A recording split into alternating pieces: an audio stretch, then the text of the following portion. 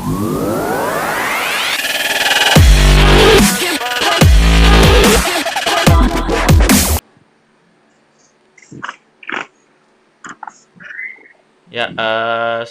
ini waktunya jam 10 sudah tepat. Kita pelan tapi pasti kita mulai pelajaran hari ini. Jadi kita belum pernah ketemu ya. Jadi Bapak ngambil satu hari itu untuk kita tatap muka secara maya ya. Tujuannya biar bisa lihat wajah kalian juga. Nah, ini banyak yang kameranya di-off-kan. Tolong kameranya di-on-kan semua.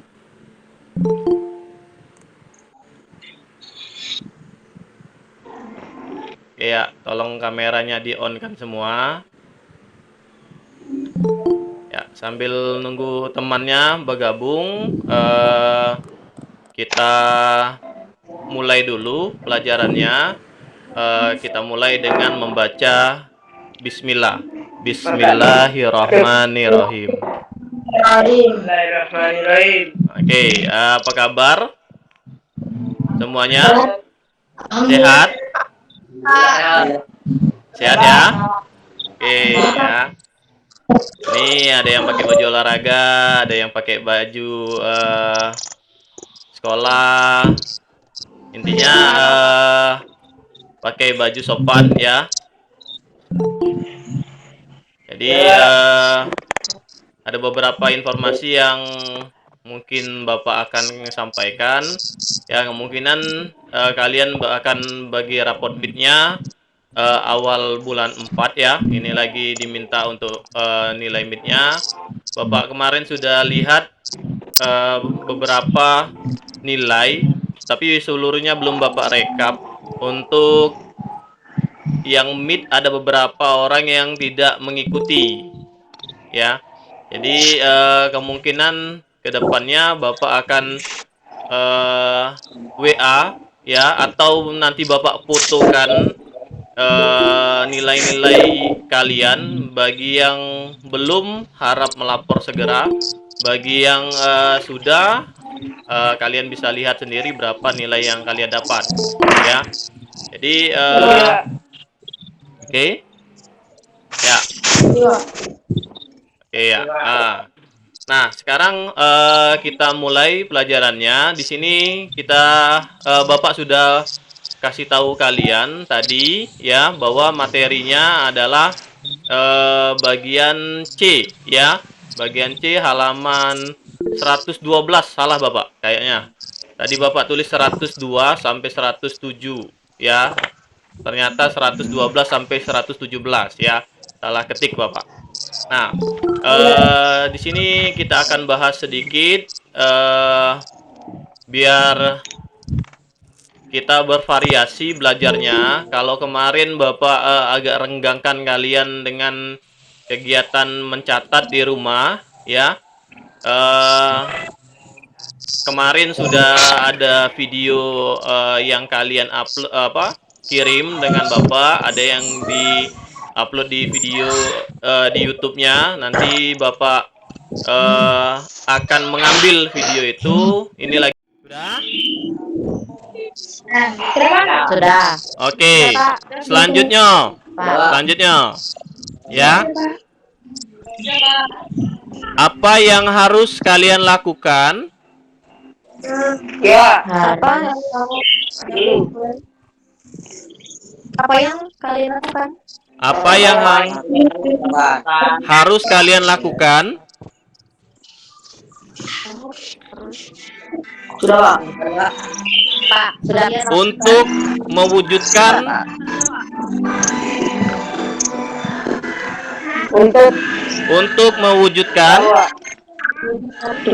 Apa, Pak?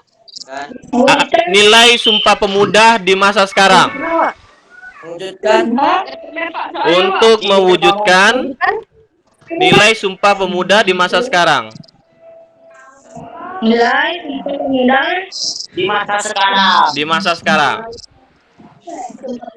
Di Google. Oke. Bisa, Pak. Sudah? Oke, ya. Dua pertanyaan itu yang tolong ditulis, nanti difoto, dikirim ke grup.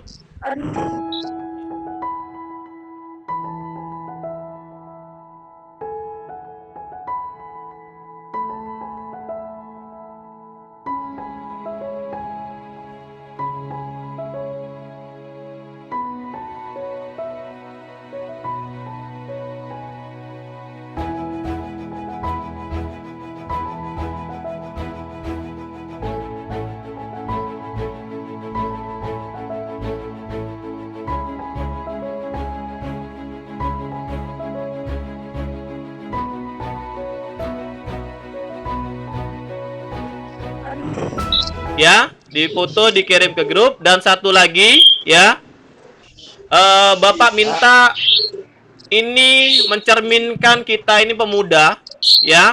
Untuk mencerminkan pemuda, pemuda itu harus terbuka, ya.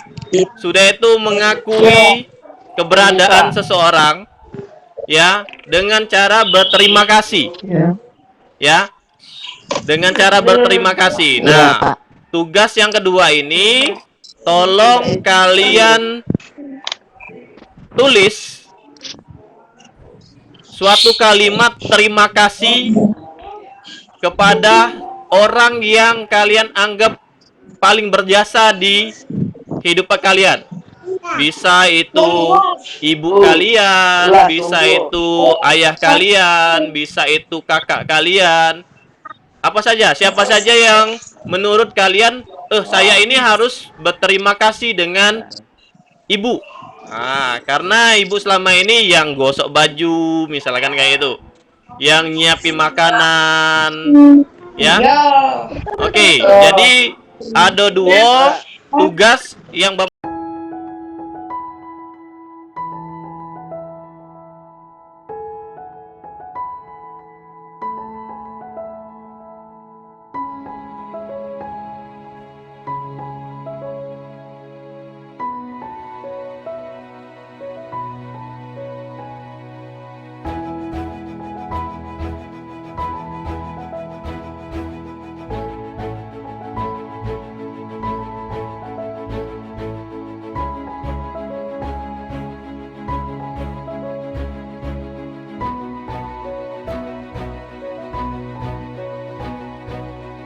Assalamualaikum warahmatullahi wabarakatuh.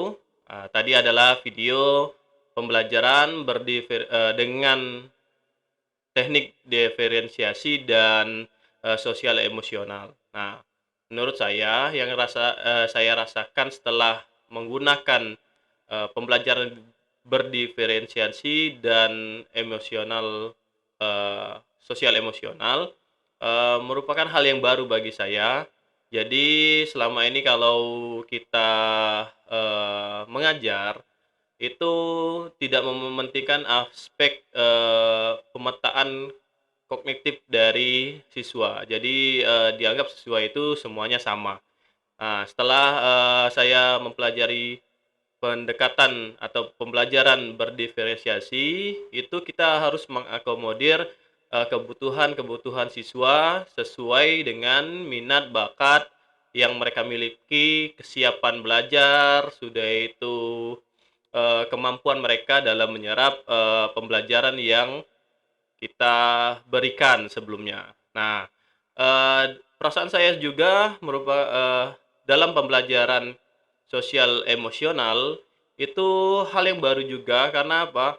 Karena selama ini kita belajar dengan pedagogik yang sudah diajarkan di S1 atau S2. Nah, ini merupakan hal yang baru.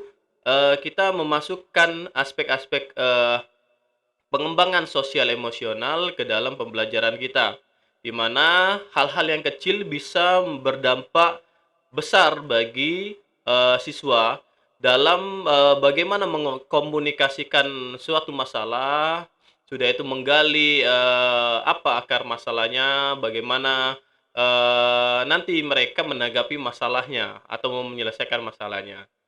Jadi dalam aksi yang saya adakan di video yang tadi ya, itu menggunakan pembelajaran daring, di mana saya menggunakan Google Meet sebagai ruang pertemuan dengan siswa. Dalam pembelajaran, kesulitannya yang jelas tidak tatap muka langsung, hanya melalui virtual sehingga ada keterbatasan.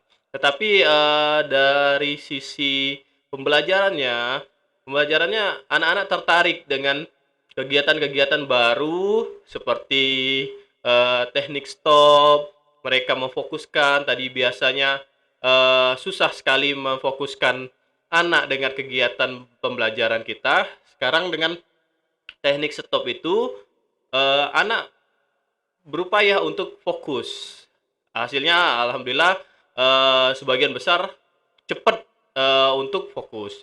Selanjutnya dalam aksi tadi selama ini anak tidak diberi kesempatan untuk membuat jurnal. Jurnal kegiatan apa yang sudah saya pelajari. Nah, tadi saya sudah mencoba untuk memasukkan sosial emosional, bagaimana perasaan mereka saat belajar dengan pendekatan sosial emosional dengan menulis jurnal. Setelah itu ada eh, pembuatan surat atau kalimat terima kasih.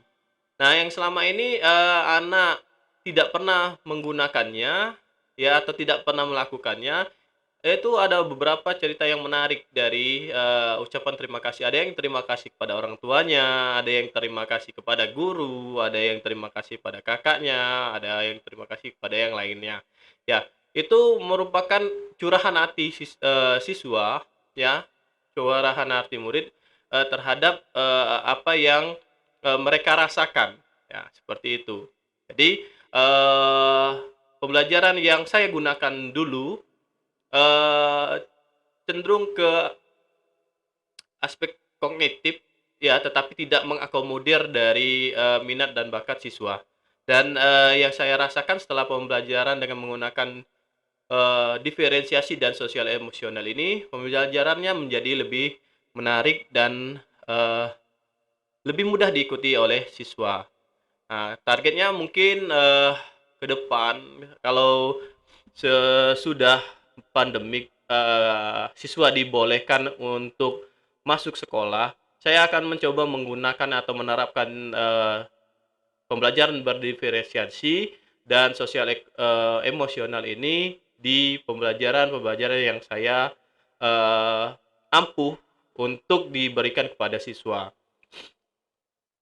Selanjutnya, untuk kedepannya saya akan mencoba untuk memperbaiki teknik-tekniknya, bagaimana menyampaikan dengan anak, bagaimana merilekskan anak dengan pembelajaran sosial emosional itu, dan bagaimana menyentuh si anak agar eh, dia mencoba untuk mengembangkan bakat dan minatnya. Karena di sini eh, di pembelajaran pendekatan berdiferensiasi itu siswanya gurunya harus kreatif, gurunya harus mudah atau mencari berbagai referensi untuk menjembatani eh, kebutuhan-kebutuhan siswa yang berbeda. Nah, kemungkinan untuk yang siswa yang lebih tinggi tarafnya ya dikasih soal yang lebih tinggi atau dikasih permasalahan yang lebih tinggi. Kalau siswa yang menengah dan siswa yang eh, kurang ya, mungkin fokus kita lebih ke kedua kategori itu. Kalau yang siswa yang berpikiran tinggi ya mungkin tidak terlalu banyak fokus untuk memberikan perhatian kepada mereka.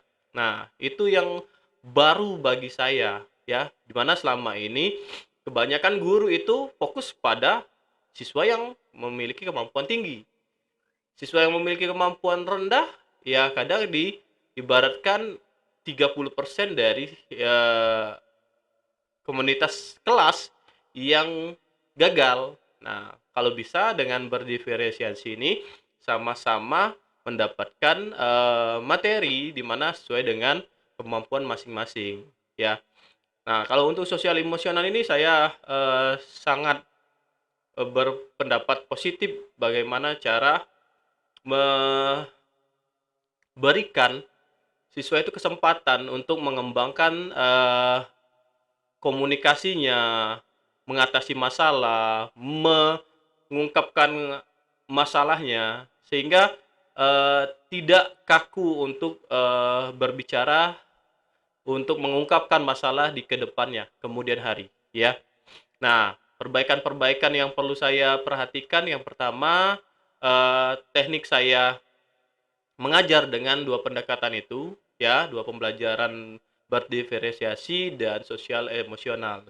Nah, sudah itu memadupadankan ya sesuai dengan materi. Jadi tidak semua materi bisa digunakan, tetapi kita bisa mensiasati dengan kalau satu sisi materi ini tidak bisa berdiferensiasi tapi bisa memasukkan sosial emosional. Tapi yang mungkin bisa kedua-duanya, mungkin hanya salah satu, ya. Jadi yang perlu saya perbaiki dari diri saya yang jelas mengetahui karakter materi sehingga pendekatan apa yang kita gunakan, apakah berdiferensiasi atau sosial emosional atau mungkin kedua-duanya, ya.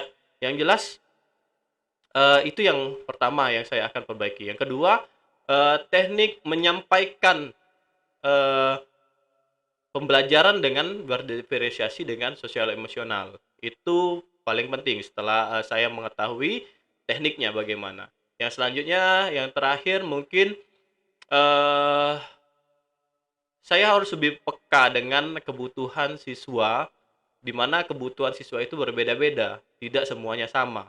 Sudah itu mungkin anak yang berkemampuan tinggi eh, di bidang ilmunya dia bagus, tapi di sosial emosionalnya agak kurang bagus, ya. Tapi dengan adanya itu kita menyeimbangkan antara kognitif dengan sosial emosional, ya.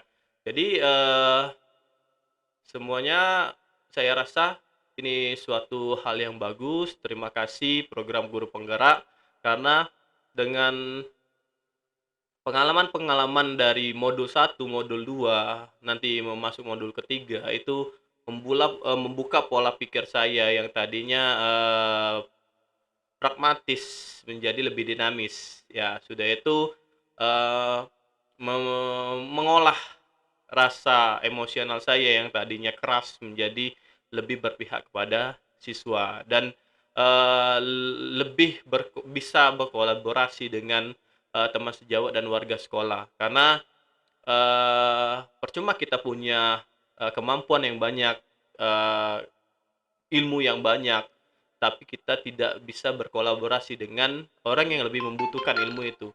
Jadi saya sudah mulai berprinsip suatu hal yang kecil bagi saya mungkin suatu hal yang lebih besar atau luar biasa bagi orang lain. Jadi kolaborasi itu penting, ya. Saya akhiri, wassalamualaikum warahmatullahi wabarakatuh. Kurang lebih seperti itu. Terima kasih. Jangan lupa subscribe, like, komen, dan share. Salam DJ Adi, berbagi ilmu sama dengan menuai pahala. Wassalamualaikum warahmatullahi wabarakatuh.